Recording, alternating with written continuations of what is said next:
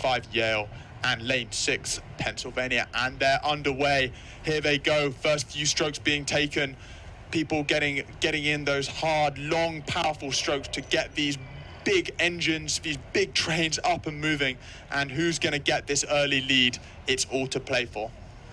Gosh, Princeton is really getting after this start, aren't they? They're just going out early to see if they can't rattle Harvard in these early strokes. But Harvard sticking to their race plan. Again, it's almost like what we were seeing with their lightweight program. It almost seems like they race with blinders on, doesn't it? Just really in their lane, focused exclusively on their rhythm, their moves, and, well, I don't even know if they're going to be bothered to take a look at this Princeton crew despite this fantastic start that we're seeing from the Tigers. And look at the start from Yale as well over in lane 5.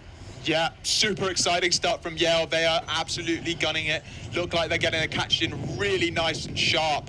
I think it's going to be a close one to call in terms of this first few strokes, and I think it's going to be, I couldn't call it between Princeton and Yale, to be honest. It's going to be an absolute barn burner all the way down the track. How exciting as the crews come thundering past us. God, I'm absolutely loving it here. It is.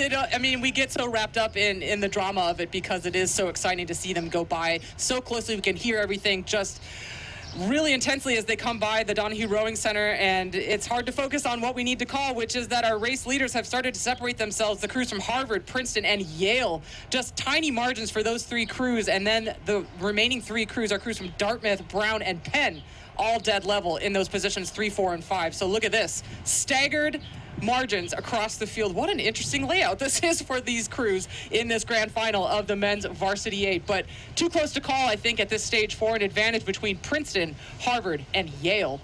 Yep, all really, really exciting. With not next to each other at all. They've all got crews in between them, which makes it even more interesting. The coxes will have to be the eyes and ears for the athletes. The athletes will just be focusing on doing their job, how they could be contributing to their crew, laying down that rhythm.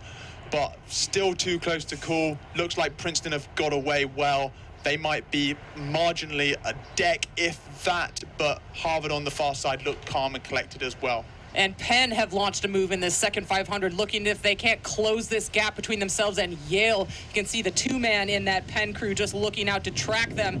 Marco Draya out of Italy there, just taking a look at this Yale crew to see what kind of progress they're making, and maybe just trying to check that Harvard crew, who maybe has started to come alive now as we're coming up to the halfway point in this grand final. It does look like, ooh, might even give that to Yale as we come across the 1K by just a bow ball between themselves and Harvard.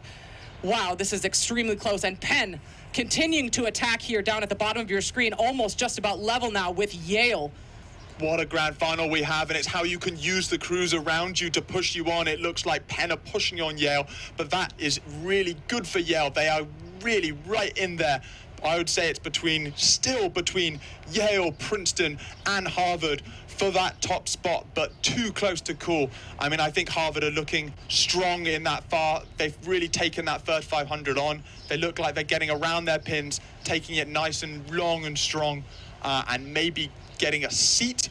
But the margins are so tight, and we have got such an exciting Eastern Sprints final on our hands. I mean, this is a final of dreams, isn't it? Just to have all of these boats locked in a battle across all 6 lanes with super contact between lanes 1 all the way over to lane 6. But wow, Harvard have absolutely dealt a death blow in that last 250 meters. They've extended themselves to a huge margin over the rest of the field, with leaving everyone wondering what just happened, because Harvard has absolutely blown this field apart over that last 30 seconds of rowing, and it's a full boat length now for the Crimson over the remaining 5 boats in this field.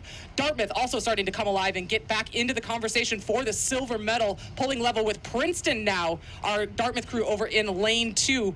It's maybe just this crew on the near side, the crew from Yale starting to fade a little bit, and this crew from Brown, are they going to feature in this final at all, as Penn is also now starting to pay maybe for that charge that they mounted in that second 500, because wow, where did that come from Harvard? They just really dealt a huge blow. They really took it on. They took that third 500 on, and they really said, look, here we go. This is what we're about. This is what we're going to lay down. And there was some exciting brotherhood going on in that crew.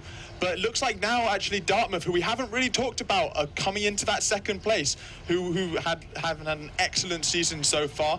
but it's very, very close. And as the drone footage changes, we'll be able to get a clearer idea of exact margins. Can Dartmouth? Well, we're coming make a into charge? the last 250 meters of the race now. You can see the beach in the background, so this is it. The last few meters are going to decide the lesser medals for these crews. Harvard out in front doing really well to lock up that gold medal in the middle of the race course. Dartmouth coming on so strongly to snatch the silver, but who's going to come away with the bronze? Will it be Princeton hanging on to that third place position? Brown starting to feature. Yale maybe just coming back on now. It's going to be so close all the way to the line. Harvard, your Eastern Sprints champions, over a brilliant Dartmouth crew.